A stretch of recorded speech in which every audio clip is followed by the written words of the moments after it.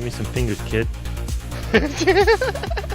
Welcome to the Dope and Tape show, everybody. I don't know why, like, every time I bring it up, like, I gotta fix my hair, like my chair or something, like I gotta get ready. But welcome everybody to the show. We're live on YouTube. If you're listening later, we appreciate you tuning in. This is gonna be fun. This is gonna be a little bit different. This is something that I really enjoy. I haven't had a chance to really talk about it, but the sales and project management aspect to fire protection on the service company side. So yeah, I'm excited to get into it. We have Justin Harrison. He's from California. He's been in a field guy. His story, I would say, is decently comparable to mine. It started in the field, and then now he's doing sales and project management. So thank you so much, Justin, for coming on the show, man. We really appreciate you taking some time to come talk to us.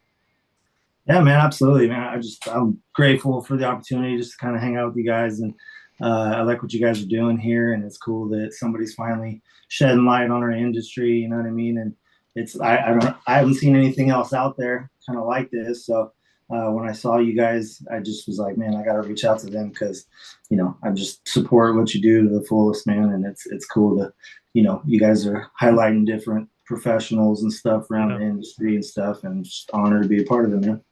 Awesome. So many Appreciate people that. have great stories, like how they got into the trade in their life and how it kind of molded them to be who they are now, because it's not the Yeah. easiest thing to do to go hang pipe, and or even Yeah. in sales. And it's sometimes, a lot of times, and I think the people listening will understand and agree to this, but a lot of times fire sprinkler, just because of the fact is typically you do not apply to a fire sprinkler company. You usually get brought in by somebody. Someone's like, "Hey, come check this out. Come over here." And usually, For sure. it saves people's lives, this industry. Yeah. And Oh, they for get sure, into it man. and they're like, it completely changed my life and turned my whole life around. And now I'm a foreman, I'm a general foreman. Now I do sales. Now I fell in love with engineering. Now I'm doing Right. drawings, and it completely flipped everything around. Shit, we got Yeah. 494 subscribers. Let's Nice. go. We're almost There you there, go. baby. To the Getting big there. five. Let's do I was like 500. 10 overnight or something. Yeah, Sweet. probably. I'm Little by just I'm just little, trying I'm man. just trying to share it everything, letting everybody know that we're not on Twitch again. I don't know, we can't figure the Twitch out. Sorry Twitch Yeah. people. Get on YouTube. Hey, Justin, would you say that you know some people that, or even yourself, where you got in the fire sprinkler industry, and once that person brought you in or brought in someone else, it changed their life? Yeah, dude. I worked with a couple guys that came straight out of prison. It was like their first job. The only thing that they had ever done was sell drugs, you know what I mean, running the streets. Yeah. And then all of a sudden they get passionate about a trade, and they started doing good at it, became a foreman, you know what I mean? It just kind of set the tone for them to for the rest of their life to kind of go a different path rather than, the street life they was into before. You know what I mean? And Yeah, I I don't can't think you can say that. To what? Sorry to cut you off. yeah, no, I can't say that for myself. Like I wasn't, a thug or nothing, or Right, right. I think I got into more trouble probably after I became a fitter, but it actually started in the army a little bit, but yeah, but there's, it definitely some people just kind of latch onto it, and I think it's something that whether it's sprinklers or electrical trade, plumbing, HVAC, whatever, as long as they get into something and apply themselves, it can definitely change the whole course of their life, so I believe in it for Bradley, Florencio, what up? Yeah. Thanks for joining us. So I think that the fire sprinkler industry saves more lives just for the fact that you always get brought in. And the reason why I say that, the other trades typically they have a written rule on apprenticeship, and typically, like everybody knows the other trades. So you go to Yeah. apply, so you can have your stuff together, go to apply and everything, and then you're there. What But up, Kenny? I feel like the fire sprinklers truly, it's like, hey, you see someone, that has we talked about it on Tuesday. The guy has a great attitude. He works at, this place. I want to bring him in, and then Yeah. it takes me out of that job into something that's a career, and it completely changes everything. Not saying that he or she is in a bad spot, just saying that as a whole, it opens up so many more doors, and I'm really appreciated to be a part of that as well. And we wanted to start this show to, tread light on the industry, because right now, people are not just applying. You're still being brought in, and we want to change that. We want to be into high schools. We want to be we want counselors to be talking about the fire protection trade, not Corlin, what just up? electricians and welders, but also fire protection. Yeah, I mean, most people don't even like. I never even knew what a sprinkler was until I started doing sprinklers. You know what I'm saying? I never seen That's one how it in is my for life. most people. Oh yeah, We're the forgotten about trade. And now I ask my wife. The only thing I do the first time I walk in a building, that's the only thing I'm doing is looking up at the sky all the time. My wife will start looking with me. Yeah, she's like, she already knows. Let's see that hat. What do you got? Dirty water, clean money, sprinkler life. Yeah, everybody knows about sprinkler life. That's right. Yeah. So the OG on Instagram. Yeah, did you see the shirt too? I got this. Since we're redefining everything, this is a cordless hole puncher. I like that. Cordless hole puncher. That's wicked good. Oh shit. We have a good portion of Canada people, and they just don't understand that the 2A thing makes no sense to them whatsoever. They're probably hating on us right now. I know. I don't even. What are you guys talking about? They don't get the freedom. They just don't. They don't know why we need it, until like you go and visit Brian in Atlanta, and you're like ducking shots. Yeah, oh, dude, I know. Bring one if you come to Atlanta. Check in your bag. That's it. For sure. So speaking of like someone bringing you into the trade, so did you start out of high school in fire protection, or what was kind of your path? No, so okay, I went into the Army right like a week after I graduated high school.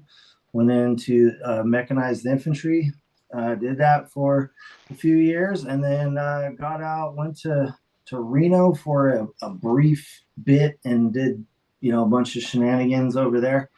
And my dad actually was a pipe fitter in the oil refineries for 25 years, and then I can't remember if something happened, and he ended up getting out of that, and then got into sprinklers in '98, I think. And Wow. He happened to jam me up, when I was kind of ready to leave Reno anyway, and said, "Hey, we got a job offer," and it's a company out of Roseville. And he was new in the sprinkler side, but he was already running work and stuff. And he brought me over. I was his apprentice for a couple months, and that's kind of where it all started for me. He brought me over. I was ready to make a change, and I was hungry. And I think I got maybe a sort of an unfair advantage in the sense that he's my dad, and he let me do some things early on that most companies aren't going to let you do. Like my first day, we're on this. I still remember it. Western Insulation was a TI in Modesto, and we were doing a rough in, and then dropping the hard lid heads and stuff. And we had one of those little one-man genie lifts to go up through T-bar and stuff. And he let me go up on that thing, drill my first saddle, wrenching an arm over, hang it, pipe the rough drop, everything the first day in the trade. And so I got to kind of do some things early on that, your average person isn't going to get the opportunity. That's how you learn quick. You just get fed right up. Right. Get up there and do it. So, yeah, dude, it happened fast because I was working for him a couple months, just, fabbing for him and stuff. And when I was done cutting pipe, I'd go help him install it when we were working on TIs and stuff. And then we just so happened to be on this American Furniture Galleries in Roseville, a 250 head rough in TI. And we had started it. I think we've been out there a week or something. And I'm 2.5 months in. And then we got this other guy who's even greener than me. He just started. And my dad got a call that this other foreman of ours had just got kicked off the job. He was running like 20 minutes away. So my dad's like, "I got to go run this thing. You're going to have to do this." So I had I think I was driving a Honda Accord at the time. Didn't have no truck. We were locking our machine up inside. And from that day on, I was calling, putting the system on test every morning, draining down, roughing in, drilling saddles, piping drops. I mean, you name it. I did fill up and forget to put a plug in one time on that one, Wow. I do only douched a pile of sheetrock that was stacked on the ground. It didn't hurt me. Other than that, that was like one of my very few flood stories. But so it kind of started there, where I'm doing this every day, and like I said, I'm as green as you can get, right? And so when that job was done, they like gave me a $2 raise in my 90 days, I think, and then they threw me on this warehouse in Stockton, this little small one, me and another guy. And I started that, worked there for a month or two, and then I got a call from my boss, and he said, "Hey, we have this job coming up in Fresno. It's a 400,000 square foot warehouse, and then 216,000 all ESFR and the fire pump." He's like, "And I'm gonna give you your dad's old truck, and you're gonna run it." So I'm like 6 months in at this point, literally. I'm like, holy crap, are you kidding me? And so, but I mean, we'd already been pretty much everything I'd done to that point was TIs and warehouses and stuff. We were big into, high pile storage and things like that. And so that was it. They sent me down there, and he said, "Hey, I know it's going to be overwhelming. You're going to see concrete and steel for a mile and freak out, but it's 11 identical systems. Just look at it that way," that's kind of how I did. And so we just started plugging away, man, every day, just stuffing pipes, setting hangers, doing our thing. And I was able to do the whole job. I brought my dad out to stack my risers because I wasn't sure how we tied them up with the rope and used the lift and all that to get them up there. And so he showed me how to do that, showed me how to lay everything out. I think we were doing gate valves with wall PIVs at the time. So he showed me how to lay all that stuff out. And yeah, man, I did one with them, and then I did the rest of them.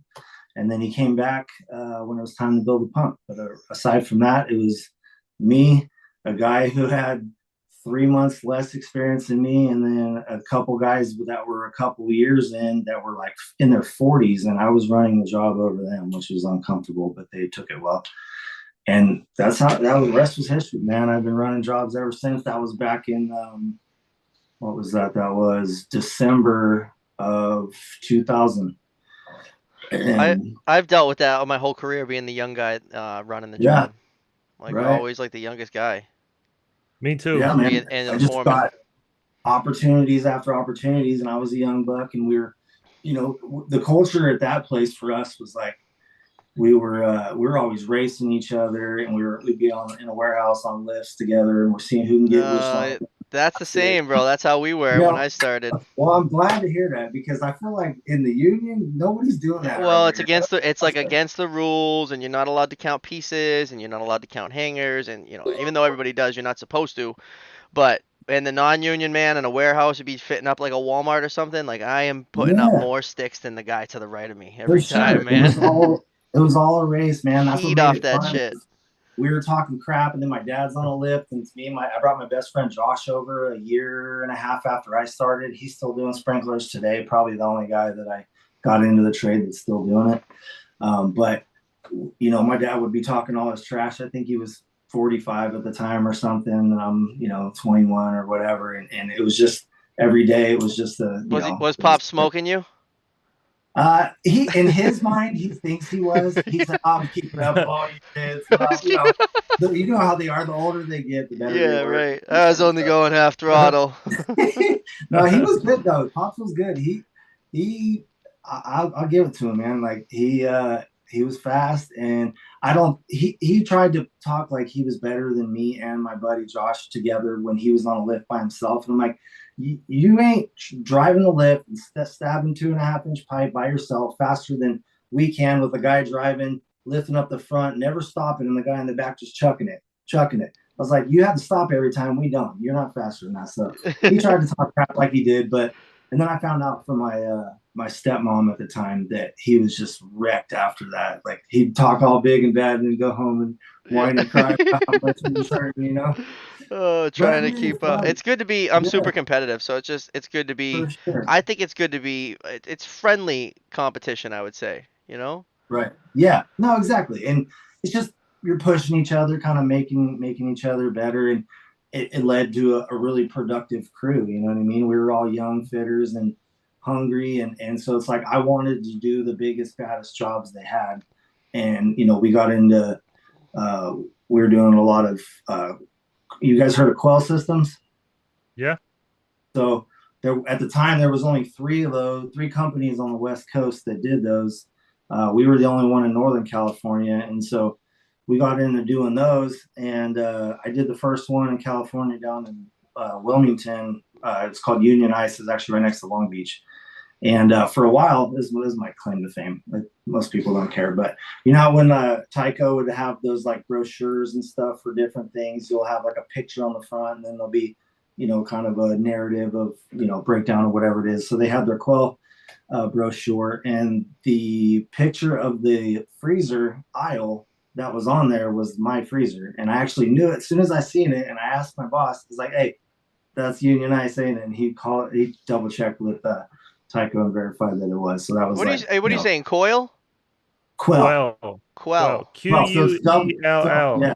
Double Tyco makes reaction, but it was Tyco's answer to the antifreeze, the SFR system. So remember how that got all recalled? We actually had the last operational antifreeze system in the country that was used for high power storage. And Quell's pretty new. It's a pretty new system. It was. I think I did this first one in 2008, and so, but it was we did it all basically. It was like compound tree systems where you'd have usually 8-inch risers, and you're running like a main feed, like an 8-inch feed, and then there'd be 3 or 4 6-inch feeds coming off of this way with shorter 2.5-inch or 3-inch lines. And so it was just bigger pipe, always a compound tree setup. It used an Ultra K17 upright, which is basically just your 16.8K standard freaking 3/4 286 Tyco upright, but they called it something special. It basically did the same thing as the one you could buy commercially. But the Quell system also uses a deluge valve too. Yeah, so it used the Tyco DV5 deluge valve, and that would be all your water trim would be there, and then you'd have the regular Tyco check on top of that, and that would be your air from the check valve up. And so it made it like super easy. Well, it, man. You're on that. You're exactly right. You must have done a lot of them. Oh, I did like. It's like it has this and this. I'm like, yeah, you're right. It's fucking right there, kid. Like 15 or 16 of those systems, I think, and it got to be like that was my thing. We were traveling all over the Western states installing those. Nevada, Utah, Southern California, Washington. You name it, like Arizona, I think. I mean, and then now to this day, that company, they go all over the country and build them. But I was like kind of at the ground floor of that. And, are you looking at it, Bri?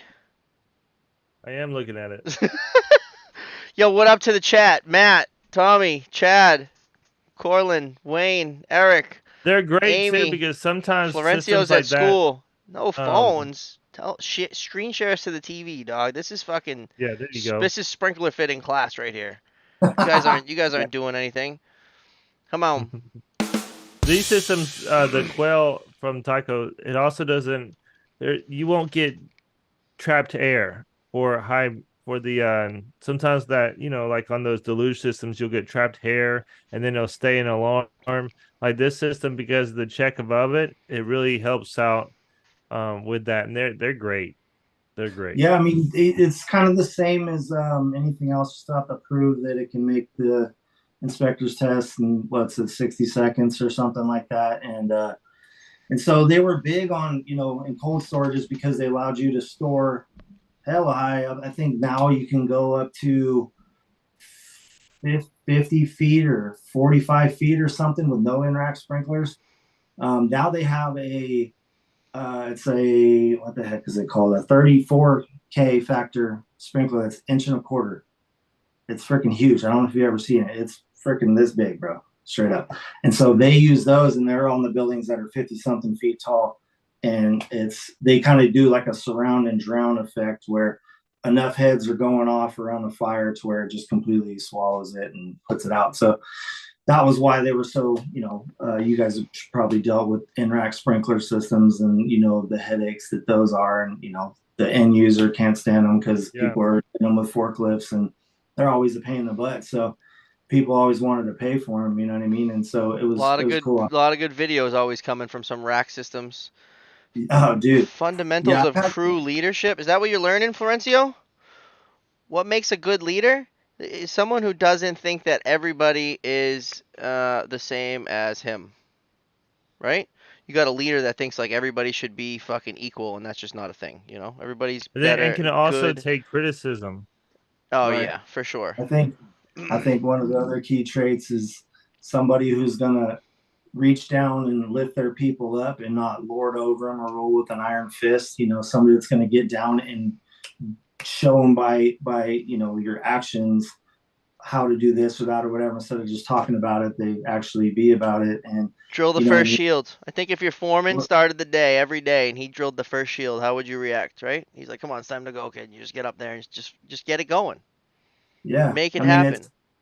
It's I think I was never the type that would talk all the trash and not show them how to do it. You know what I mean? I would get in there and I valued teaching people because that's how my dad was, and that was kind of the culture at the first company I was with. They were real big on training people, right? And so, because without the next generation, what are we even doing here? Because we ain't gonna last forever. You got to spread the knowledge. You can't hold it hostage. Exactly. And I feel like that. I'm glad I learned from like the crusty old fitters back in the day, because I don't see that as much now. I feel like most people nowadays are just using their apprentices to cut them all thread and be a gopher and this and that. And you're not giving these kids like an opportunity to really learn and grow. And you know what I mean? They're like, oh, he's only a third level apprentice. He ain't good. I want to cut the rod. You go fucking put the pipe in. I'll watch. Like put the apprentice up there, watch him, critique him, tell him exactly what to do. Grab this, put your hand here, drill it there, and you just guide them. And then what? It's easier for me. Right. I see guys go up they're doing a TI, right? You're doing finished work, arm overs and drops, and they go up in the tile that they're trying to drop the head in, and they're like this, and they're trying to wrench, and I'm like, dude, you're making it so hard. Ladder positioning. It's got to be like one of the most important things, right? Yeah. Get in the other tile, go at arm's length away. You'll have all the leverage in the world. You're out of your way. You know what I mean? And so it's those little things that if you don't teach people, a lot of times they're not going to figure it out on their own, or they might be doing it the hard way, and sure, they'll get it done, but they're struggling in the process, or they're not very productive, and you show them these little things, and it's going to make them better. It makes, you as a team better. It makes, the company better. It's better for everybody, right? And so everybody's better. Yep. There's a lot of that crap. Like I don't know if it's a California Bay Area thing, but it seems like just there isn't much in the way of training anymore. You know what I mean? And even in the non-union, this is only the first union company I've ever worked for. I'm obviously non-union, but even in the non-union stuff, I feel like people are not set up to be well-rounded fitters anymore. They're just they're pipe installers. If I could say it, that's about the best way I could say it. Good, bad, or indifferent, whether your plan sucks or not, they're installing it just like that. Whether, it's approved, that's the way they show it. And I'm like, dude, but you'll have. So we did this. Here's an example. We did a storage building. It was 3 stories, self-storage, and the designer laid out their corridor lines, and then the heads inside the units. There's like these little kind of locker deals, and so there's these little 5x5 units on top of a kind of a locker on top of a unit on the bottom. And he thought the partition went all the way up. Well, they didn't, and so all those heads were 4'6" apart, and the fitter put them all in like that. And I'm like, dude, you don't know what a cold solder is? You don't know 6 feet? I'm like, you learned that early on, and I couldn't believe it. I was just like, just because they got approved that way doesn't mean it's right, and I came to the school thought of my design always sucked, and it did, and I felt I used it as a guideline, and so it taught me to be a good fitter, because I always had to pick up the slack of the designer because they never did a good job. Damn, we always had good design. I always had good design. Yeah, see, I never did, and so I felt like it. But I'm glad I didn't, because it made me a better fitter. I was always troubleshooting and problem solving, and you know what I mean, like doing things that, like, I felt like some guy at the last company I was with made a good point. He said you could have a great design and mediocre fitters and be okay because they're not thinking that much. They're just following your plan. Or you can have a crap design, but you need a really good fitter to pick up the slack. But you can't have both. You don't want a crap design and a crappy fitter because then they screw it all the way around, right? But if you had one or the other, it would kind of it'd kind of pick up the slack on the other end there. So I was always of the camp that our design sucked and we had to figure it out. And so I'm glad that I got that experience though. But it seems like anymore though, these guys they don't have the problem solving skills. They're not thinking ahead. They're not saying like, hey, that's a problem. Hey, this is missing, that's too far from the deck. That's crazy how you can quickly identify and solve problems. Like, you got to be able to solve it quick and identify it. I always, every time I was on the job, so when I got the chance to be a superintendent years back, I think it was like 2016, I would walk around and all I did was look for problems. I was looking, hey, that hanger's loose. That's overspaced, that head's missing. That brace is too far from the end of the pipe. Whatever it is, I was looking for it because if I'm looking for it, that means I'm going to find it before the inspector finds it. That's it. You know what I mean? And so it taught me to see it. I had these other guys are always like running around their job sites with blinders on. All they have is following that print. Even with good prints, you still got to always pay attention. They got what's right in front of them, and that's it. They don't see nothing. Chad's got us on the 65. Let's go. Eric says 90. Does that mean you got us on the 90-inch? I like that. 90? Wayne says lead by example. Roland says the ability to listen and always wanting to learn more. What up, George? Amen. Florencio wants to know if you ever ventured out to San Diego or San Diego. Me? Yeah, you. No, so I'm in Northern California.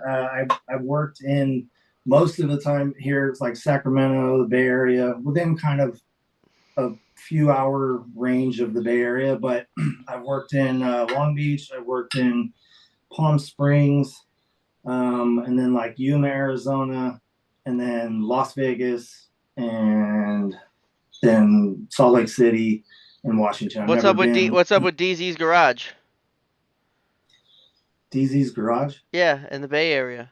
Every time I hear Bay Area, I think of this guy that I follow on Instagram that fucking builds Mustangs.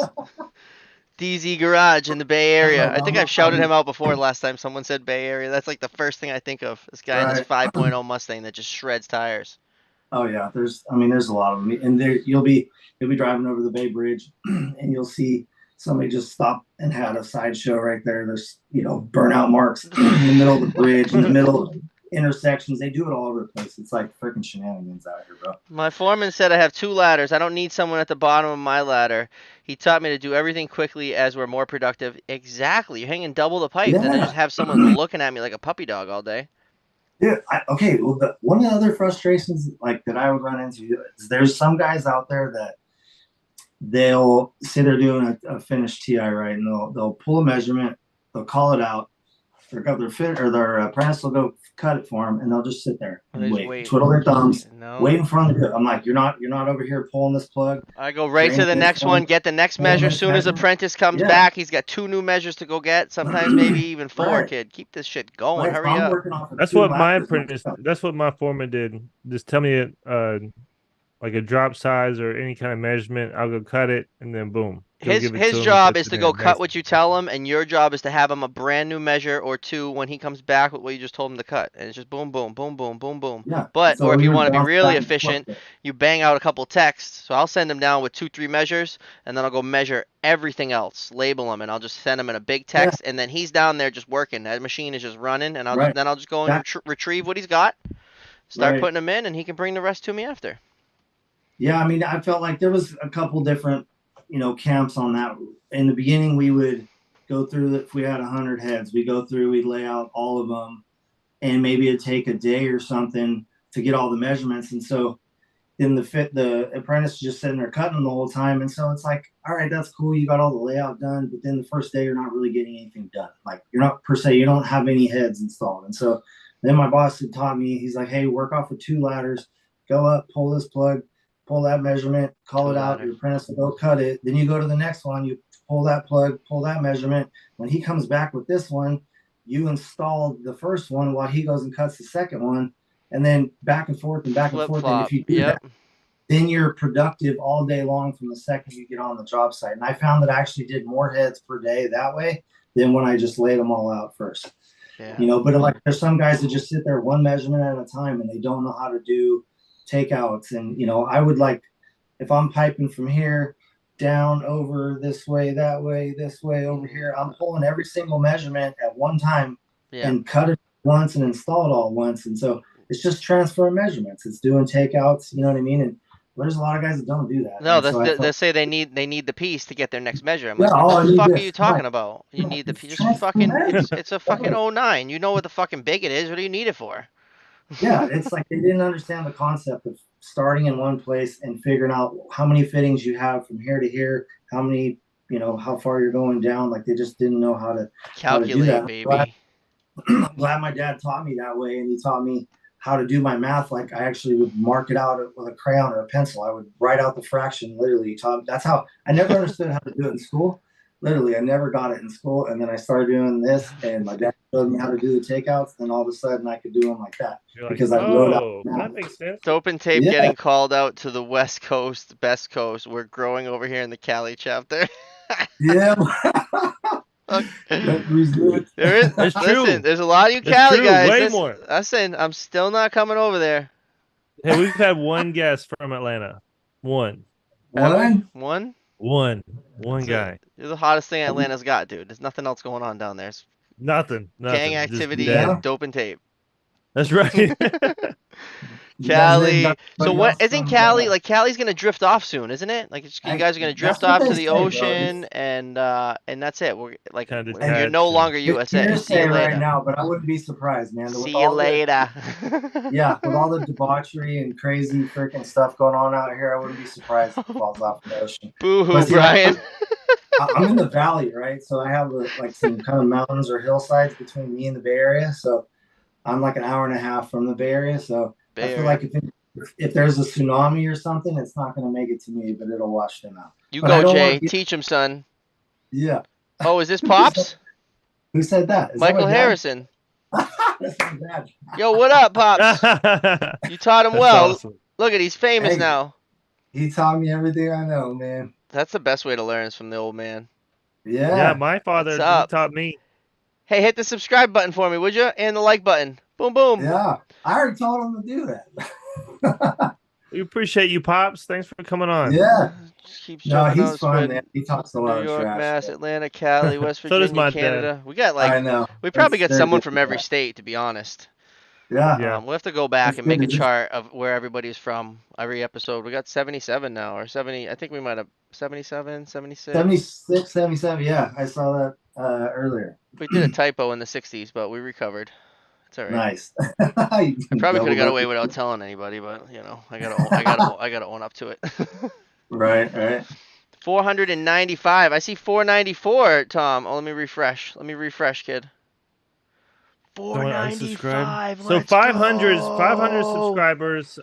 We are going to do a giveaway. It's Steve, cool. I think we're going to do several things. Steve from LRJ is going to send somebody a pair of Brunt boots, and we're probably going to send somebody. We're probably going to send another winner. Somebody else will probably get some tools. I think some Dope and Tape gear and some tools. Brian, how are they? Like, I think we'll do a pouch. What do you say? You guys both talked at the same time. Oh, sorry. Those you did that little unboxing of those Brunt boots the other day. How are those? They're good. I like them. Really? So I got lined, and then Bobby has unlined. But see, also I got both. Bobby's been. Yeah, he's been wearing his boots for about 100 days now on the job. Oh, nice. Yeah. I have, like I said, a pair of Wolverines, which I think are super comfortable. Wolverines are great. Yeah, and then I got a pair of Carhartts, which I like too, but I think the Wolverines are more comfortable for sure. I like them unlined. Yeah, I was looking at those, and I was curious if I should try those out or not. I recommend if you're going to get some, get unlined. Really? Mm-hmm. Yeah. Actually, that's how mine. Well, it depends on the climate. Yeah, you're in right California, so it's hot. It's like 105 the lined ones. Really they're a little warmer. Oh yeah. See, I don't want to be sweating. My feet sweat anyway, so. Yeah, now I wear them all the time because I ride them when I ride my Harley, and I I pretty much wear mock toes every day. I don't even wear my tennis shoes that often anymore. These babies smell good. Like a boot guy all the time. Shout out to Brunt. Use code DNT10. Yeah, I have a lot of boots. Use code DNT10 to save $10 off of 60 or more at DNT10, brunt.com. good to know. The tools so you when wear. did you transition from the field to office? So let's see, back in 2016, the guy who was our superintendent, he did it for a few months and was like, "Nah, this ain't for me. I don't want to do it." And so my our branch manager at the time, he had offered the job to this other guy, and I actually kind of threw a fit about it, to be honest with you. I was kind of a prima donna at that moment, and I was like, "Hey, man, you didn't even like think about your boy. You didn't even, offer it or whatever." And then because I showed the hunger and the drive for it, he ended up giving it to me. So I got to be a superintendent for a year, and obviously that's like my first experience of like all the weight is on your shoulders. The way they looked at it, sure. like, everything that goes wrong is your fault. You know what I'm saying? And so that was kind of hard to adjust to at first because in my head, I'm like, oh, this guy's an idiot. And if he failed to do this, that's on him. But I had to learn to take that responsibility. And that was kind of besides just running a job and being responsible for my apprentice and how that job goes, I was now responsible for 20 guys.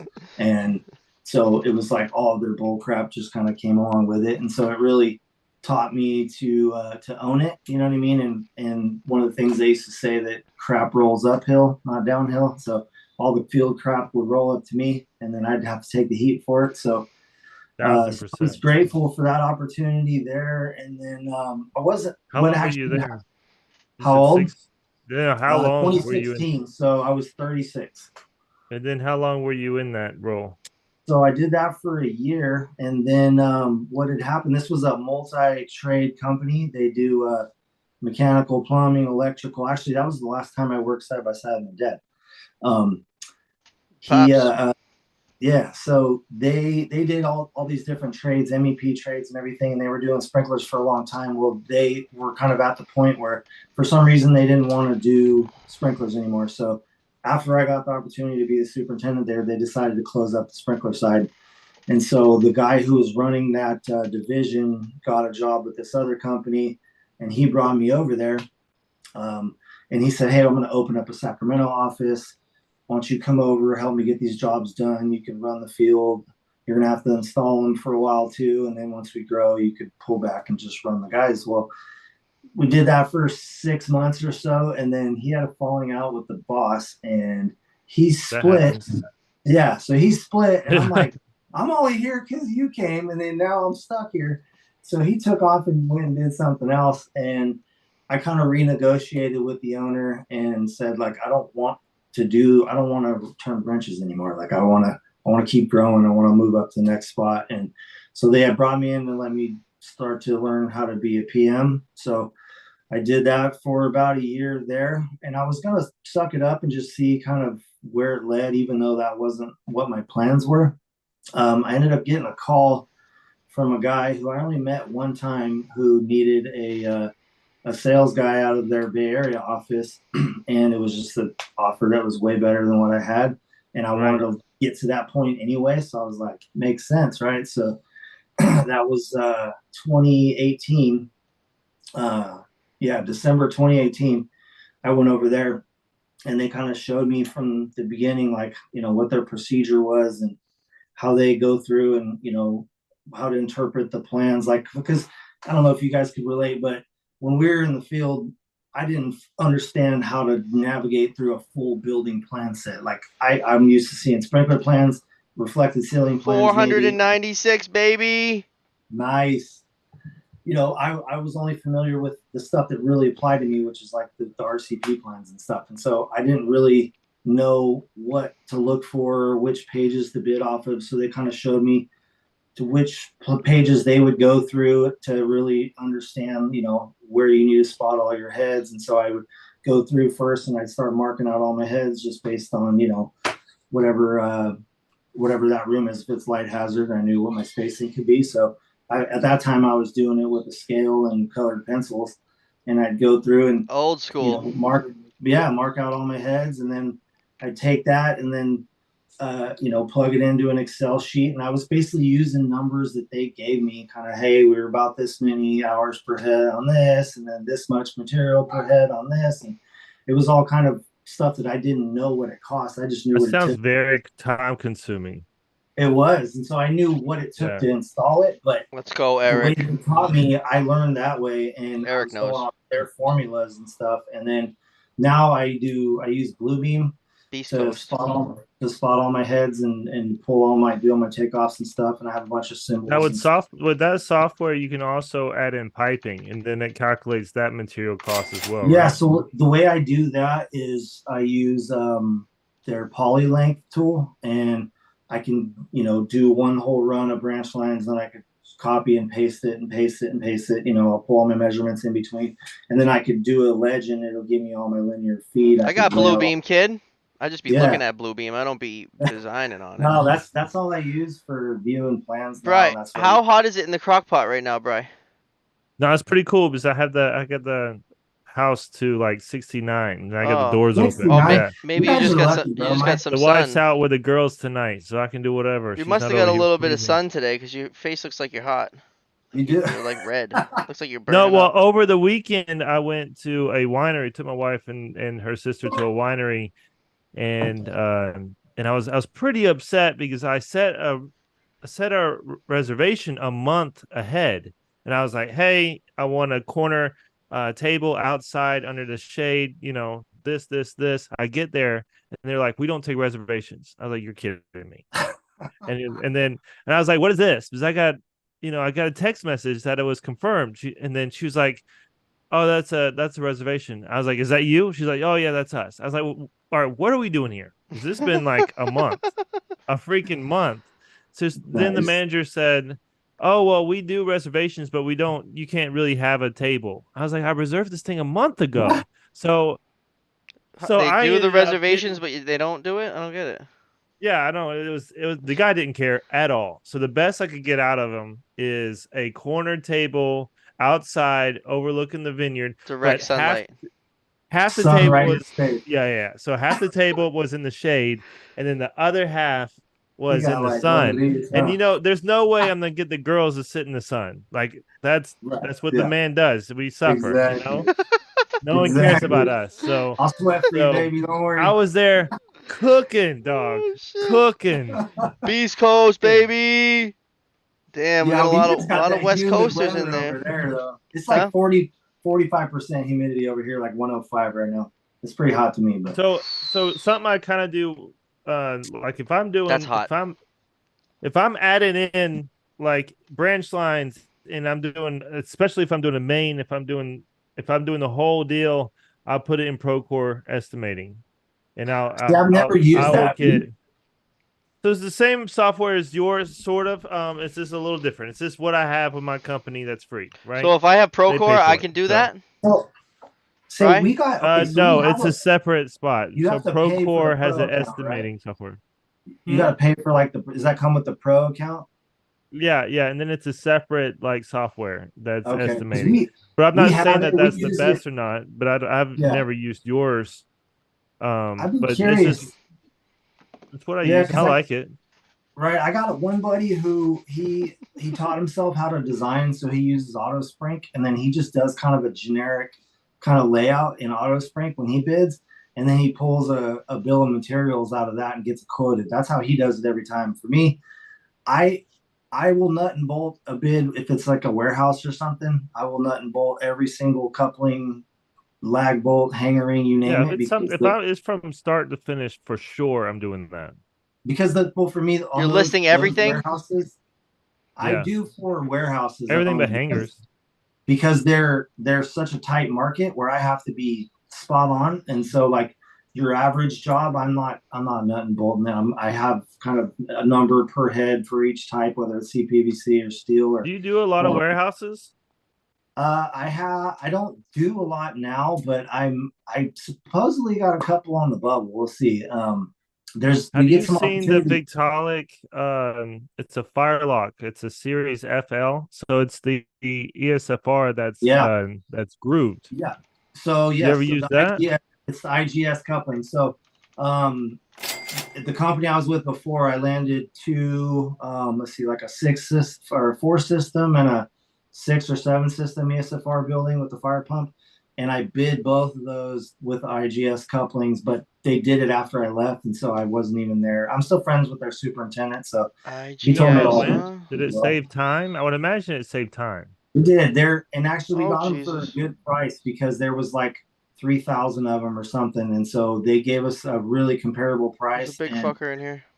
And then Tyco has their rapid install where if you get their outlet, it's a hand tight head. It's got a gasket on it where you just basically hand tie it real quick, and then you just use this one tool to straighten it out, and that's it. So yeah, I haven't seen those. Yeah, that's yet. A new thing. Right. I still feel like grabbing a head and just tightening one bolt really quick. I feel like that's got to be faster than hand tighten the head and straighten it out. For sure. So I'm leaning. I used to be a Tyco guy because my previous company, that's all they did was Tyco everything. But the last 6-7 years, I've been more Victaulic leaning because all the suppliers that the companies I was working with, that's what they use. So I try to bid with their stuff with reliable. Like if I'm doing multifamily, I'll use their corridor sprinklers. The what you call those? The LT56 corridor heads that can go up to 28 feet spray. You seen those? I did. That is cool. Yeah, it's amazing all the new stuff that they're coming out. Right. Yeah, it's like they didn't have none of this crap when I was in the field, and it's like all the cool stuff. Like you guys showed, I seen that adjustable concealed wrench is sweet. You know what I mean? Like a lot of things that we just didn't have the luxury of using. If anybody's wondering what we're talking about, the IGS, I'm gonna screen share it real quick for cool. For everybody to see it. Yeah, no, I like those. Me and my dad can attest to when we were doing it the old-fashioned way. We were just crescent wrenching it. I don't know. I feel like a lot of people are gonna put the impact on that thing. They do. Oh, absolutely. So I actually asked the Victaulic. Can you? I think he was. Yeah. So I asked him. He sent me the cut sheets. He recommended a drill, and I was like, "Bro, listen, they're not going to use a drill. Like they're not. You got to impact. You're hitting the impact, and then I was like, I need you to look into this. Is the impact going to rattle that bulb? That's a good question, but I haven't heard of that yet. But they do. He told me he could. You could. Now I'm not gonna say names of which Victaulic guy did it. It was just it was like a product expert, but I was like, I need to know, can he use a drill? He said he came back at me like a couple of days later and he's like, yes, you can use the impact, but I recommend a drill. Well, because you're not rattling it, right? If you use a drill, put it in the high torque setting, completely get it. Yeah, that would work just as fine, I'm sure. So you showed the standard sprinkler head, but they also have a ESFR for warehouses. So going back to that's how I would bid with those right now. That's how I got a couple on the bubble that I might be getting. That's how I figured to do them. The 009 couplings. I'm figuring just anything that'll save time for sure. Save time. We didn't have that luxury when we were doing it. We were just we got our hands really quick, and I got to be able to learn to install them pretty fast. But it'd be nice to just go up there, tighten it up once, and be gone. So I definitely would appreciate that if I was a fitter now. I never had the pleasure to install it. But you like that one? Yeah. I don't know. Yeah, so you have to get the IGS outlet with that. You can't use the standard outlet. That's a specific one. Same with the Tyco. The rapid install has a specific outlet that's shorter and it's meant for the gasket, and this one is specifically meant for that coupling. So I'm gonna just hammer that bolt until something happens to the bolt. I think it's just gonna rattle the seat. It's not gonna rattle the seat off if someone's just fucking going hammer town to that thing. What they do is they give you a bit for that, and you're supposed to tighten it up from the other end, the Allen side. So you cut the Allen off, and then you put it in the 1/2-inch drill, and you just. No, they give you a bit that's meant for the Allen, so you're supposed to tighten it from the Allen wrench side. I think that's the way those work. And when you buy those couplings, they give you the bit for it. It's an Allen wrench. Okay, gotcha. So the ad relocates. I want to ask you about this, kind of how you do it. So if I have an ad relocate job, let's say it's a hibachi place in a strip center, right? I got to ad relocate, let's say 12 heads. Right. Um, or same scenario, but bigger. Let's say it's like 50 heads. Ad relocate. I'm not moving branch lines. I just do between 175 to $200 a head. First head that I'm doing off the blueprints is 10 foot. After 10 foot, it's 8 foot. And then I do it, boom, boom, boom, add it all up, add my design costs, I add my permit costs, and then add a little bit of time for project management, and I rock and roll. Okay, so some buddies that kind of do it that way too, kind of set pricing. For me personally, what I do is I'll get my head count, right? My base bid is always assuming just add or relocate, right? No branch line modifications, anything like that. And so I will take where in my estimate sheet that I use, I have a spot, whether I a spot for upright, spot for pendants, and I could specify which type they are. Then I put a quantity, and then I put my dollars here, which, whatever it's going to be, $55 a head, $65 a head. And that's supposed to cover your arm over, your hanger, your drop, everything, and your discussion. And then next to that column, I have a box where I could plug in if I want to do an hour. Let's say the pipe's at 13 feet and the ceiling's at 10 feet, and I can do it start to finish in one shot through the grid. Then I'll probably bid it like an hour ahead. And so when I do that, it'll auto populate at the bottom, and it'll give me a total number of hours. And then I plug that hours into my labor box at whatever my labor cost is. And then when it's all said and done, there's another category on my estimate sheet that'll spit out my cost per head, my hours per head, my cost per square foot, which I can plug in the square feet and everything. It'll give me every metric you can think of, how many heads per day, total overall material cost per head, like any way you can think of to measure that estimate.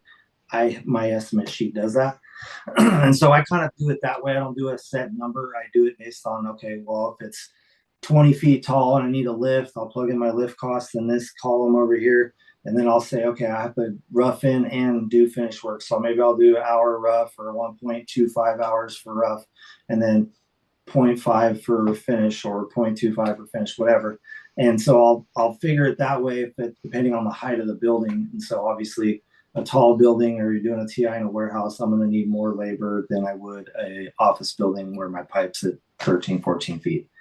And so that's kind of how I figure it. But for me, and I'll be honest out here, bro, it's expensive. You're going to be our union fitters make more than anybody else in the country. And so most TIs are going to fall in the like $400 to $550 per head range, honestly. So it's expensive. We're right there. We're right there with who are you judging us off of? LA, San Diego. This is Bay Area. Yeah. So like our local 483 guys are making a grip. Like, what are they? 100? They're like 110 or 115 or something? On their check, they're like 82 for a foreman, and then their full package is like 110, 120 or something. So. Yeah, we're right there with them. So we're non-union, and we're looking at like low-end fitter foreman is 25, and I would say high-end would be 35. Really? Yeah. So I think in the valley, you're probably high 30s to 40-ish, and then the Bay Area for non-union, they're probably low to mid 40s for non-union is what in their apprentice. You got to be like a sprinkler's Jesus, in order to get really here. Yeah. Yeah, that's just the market, because if you look at 669 fitters, the road fitters, they cover all of like the Valley, Northern California, Southern California. Besides 709 does the LA County, and then 483 is us, which is all 9 Bay Area counties. The 669 covers everything else. And so most companies that I've seen, their labor is in line with like the 669 fitters. And so they're only like 45, so they make way less than the Bay Area fitters do. So, it's to compete, like, some people want to be kind of close to them, because otherwise to try to keep guys from joining the union, you want to try to be kind of in the ballpark. But that's, if you're in the Bay Area, nobody's going to pay what the Bay Area fitters make, because they make just a grip of money. I wish I was the Bay Area fitter. Steve wants to know if you would share your sales sheet. I have some that does that same. I would like to compare it. Steve is I mean, it's a like I said, you sprinkler can owner. I could show you. I'll share it for sure. I'll just make it blank, and then I could kind of walk them through. Hey, I plug in, this metric here, this, and you plug in those things, and then you change your margin over here on this side. But that one box flip gives you a full picture of, you can even, I have one set up for warehouses where it'll tell me how many sticks of pipe I need to install per day on average, just to make. Your buddy Terry's here. Terry, what up? He says that's my boy. He said that sounds like our old estimate sheet. It is. Yeah, Terry. He was my old branch manager at my previous company. Love that guy. That's awesome. Yep, that's shit. Cool. I'm glad he jumped on. Thanks for joining. I shared it with a number of people and told them come check it out. And I was like, hey, even if you don't jump on live, at least watch it afterwards. Give your boy some love. Yeah, we appreciate that. We appreciate everybody. We got 496 subscribers. We were like at 470 for a while. And we started talking about it. I appreciate you guys. We're doing a giveaway at subscriber 500. We're gonna pick somebody, give some things away, boots, some tools. Don't forget to hit the like button. If you want to get any of the Dope and Tape merch, it's at the top of the screen above these guys. You can see the website. And we appreciate y'all. For sure. Yeah, so whoever that guy was, if you guys want to give him my info, we'll hook you up. That's Steve. He'll get with us and we'll share it with you. Yeah. There's no proprietary info on there anymore. As long as I take all the labor rates and stuff off, they can put in whatever they want. Yeah, he's a sprinkler company owner, so he's got a sheet that sounds very similar. He just wants to compare it and see which one's better. I can't take credit for it. There's another guy that I worked with before that created the sheet, and hats off to him because he's a smart cat. So I just tweaked it. I share the wealth. Added my own. I added the column where it's like where you put all your head counts and stuff. I added the column next to it where I could put the exact hours per head per each type next to that. I added that to the sheet, and then I added some other things on the main box that kind of shows you all the different metrics, how many heads per day, all that kind of stuff. I added some things to it to make it better. So it's improved. So I'm like obviously strictly an install guy. So from a sales perspective, I was told like the old myth was that like it's $1,000 for the first head and it's $250 for every head after that. It varies, yeah. So if you're doing 5 heads, right, you're probably it's gonna be a lot to get plans, permits, all that in there. You're probably well over $1,000. I've been as high as like $3,000 or $4,000 for just a few heads each. Like probably $9,000 for me. My minimum on a little TI with plans and permits is like $9,000. It's probably right about there. If I don't do plans and permits, I could get down to 4 or 5. But by the time you add all that in there with fees and everything, that's for our rates. That's just what it is. If I was non-union, I could get down. Yeah, I was a lot cheaper. I was in the couple hundred, $250 a head, maybe sometimes 300 when I was non-union. But up here, it's just we look at a lot of lab spaces and stuff, and there's things that are just a little more of a headache. A lot of things you need to take. So I got a good question. What's the main way that you guys are finding things to actually put a bid onto? So honestly, I don't really chase anything. We're signed up on Building Connected, on Procore, on SmartBid, on so there's like programs where people know that all those platforms that GCs will go on there and they'll put up, okay, this is a bid or a job that we're bidding on, and it's this whatever it's called, and they'll put all the bid docs on there, the due date, all the specs, all the details, and then they'll send it out to whoever is on they can send it out to everybody. They can send it out to 5-10 people they know, whatever. And so people just constantly, I get bid invites every day. Some people are repeat. Obviously, there's a lot that I never bid to that I see bids from all the time. So there's no lack of opportunities there. It's just a matter of, hey, do I want to chase this? Is this a good fit for me? I'm not of the mindset of bid everything that comes across my desk. I know some people are, and they feel like just the law of averages, you're bound to get something. But I feel like a real waste of time.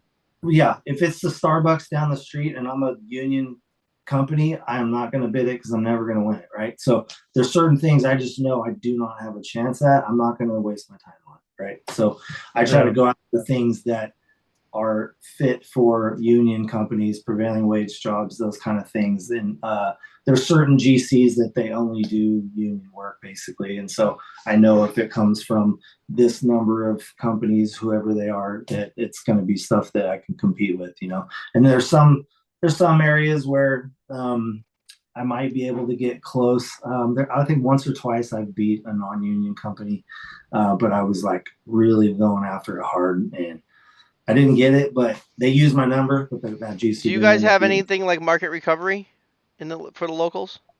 Yes. Yeah, you can grab from to compete. Right. Yep. So we do have that. I don't really look to it that often, but on some of the big ones, sometimes we use it when we can. We try not to. We pay into that. Not to talk about it. I don't obviously tell the customers that. Right. Yeah. It's not illegal, but it's a gray area. Right? Yeah. Market recovery, baby. We're trying to compete, baby. We're trying to compete. Yeah, if it keeps your guys busy, I get it. It's like, hey man, they're willing to loan you some money essentially to keep some guys working, and so I understand the reason for it. So I got a couple jobs with it going currently, but I don't try to chase it that often. Steve says that his biggest one was $22,500 for 4 sprinklers. What? 22,000 for 4 heads? Damn, bro. Okay, so let me see. I just sold one. I did 6 heads for 19,700 yesterday. So that's high, man. And so what gets the number up? Like there's a bunch of elbows, or it's like a fucked up area? This one is for a company called Super Micro, and they're a big like data type center. They have servers and all kinds of crazy stuff, and they got all kinds of money, and they're constantly building stuff, and they just aren't they're not very picky on the price. So they just want somebody that's going to get in there and get it done. And so there's certain people you can get some premiums, and they know you're going to do a good job. There's trust in there. Right. There's trust in there involved with that price. Paul says your average company, you ain't going to get that, and I don't even try. Paul says if it's good for the customer, it's good for the technicians, it's good for the company in that order, it's a good job. Damn, Paul. Damn, Paul. Yeah. Fucking hit us with it, Paul. Yeah, wow. Right, yeah. Wasn't ready for that one. Exactly. So I do the same thing, but I do not get into the whole bidding war, and I don't get into like the pool of jobs.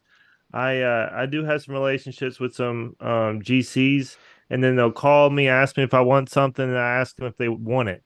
Like, do you already have it? Do you want it? Like, if you don't win it, then I don't want it. Like, I don't want to waste my time. You win it, and then the other stuff is mostly from relationships through doing inspections and services over the years, and they'll call me. So yeah, I don't get in the pool game. I feel like it's a waste of time, numbers wise. You can, right? So like I can.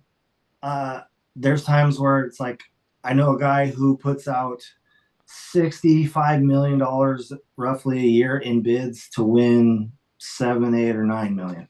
So he just bids everything, and it's just averages, right? You're going to get it eventually. And I don't try to take that approach. I'm a little more choosy on what I bid.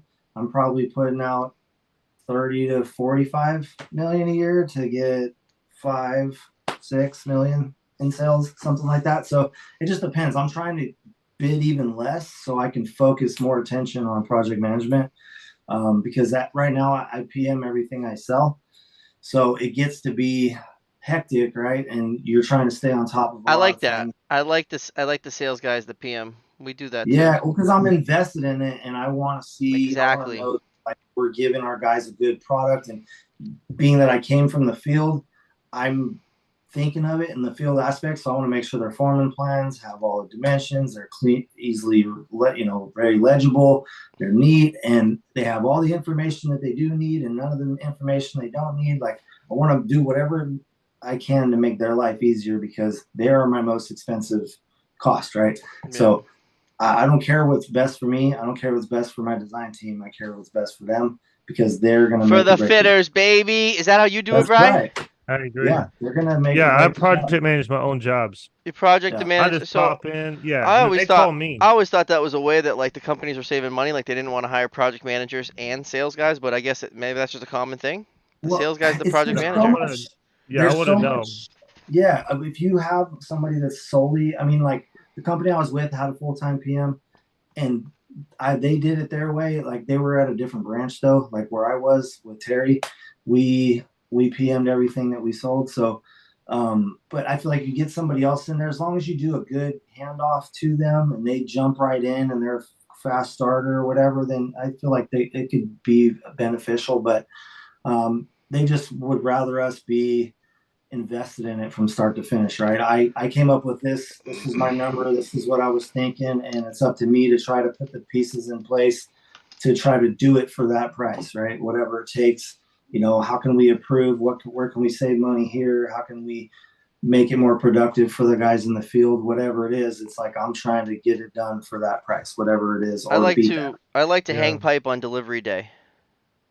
Right? No, I do Like a too. lot of Sometimes I see a lot of you guys like they don't. want to unload the truck and organize and this like no dude like find me the fucking first piece and an elbow with the next piece and I'm gonna set in a corner and you You guys are like gonna run it stovepipe and in it, one yeah. guy's gonna shuck it out and fucking look through it. We're not all just gonna Yeah. fucking take all of us to organize. We're hanging half of this shit today, Yeah. boys. And No, another it's reason why I project managers too is I do majority of pretty much everything. Yeah, pretty much everything based on a relationship. And I want to that's be good, like deep in it to keep that relationship going. And right. and that thing that people who just bid, there is zero relationship going on. And Well, see, you yeah, can't call them and be you're like, "Hey, I need sacrificing this some one. of You Just that. a need to give number me thing. this one." You Right. know? Yeah, So I'm trying to get to that point where a guy's like, hey, I'm trusted. He knows I'm gonna do a good job for him. It's negotiated work or whatever. I'm trying to develop most of those. So like when I came over here, I've only been with this union company for a year and a half now. So it was a whole okay. new customer base for me. And Yeah, so I still the went new from the kid on the block. yeah. So it took me a minute to like I'm still trying to find my place and develop relationships. And it's a little more Absolutely. cutthroat out here in the Bay Area. It's less on a handshake. It's not like the good old boys club up in Sacramento like it was when I started.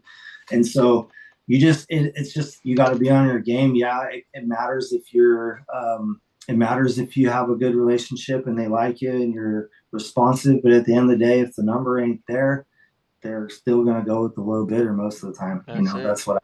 Old So, Florencio's trying to fucking say bye to us. Damn kid. huh? Oh, it's He ten. said, It's 10 past. you're in an hour and 10 minutes, suckers. You're cutting into The dinner time." Ohio law. The Ohio law is handle it once. Hey, I Oh, thought it was that's we do it tough. nice because That's tough, we do it Paul. nice because we do it twice. That's what I heard. Like, so I do get what he's saying with handling the pipe. Like, you pick it up off the truck, you put it on the floor, that's once. Then if you got to move it, that's twice. Then you put it in the air, that's 3 times. Handling Right. it once is fucking rare. I think you gotta. Most Well, people you'd have to take it from the handling truck, it put it twice. in I the want to air. handle it twice. I want to get it from the truck Right. onto the floor. It Thank you. goes on.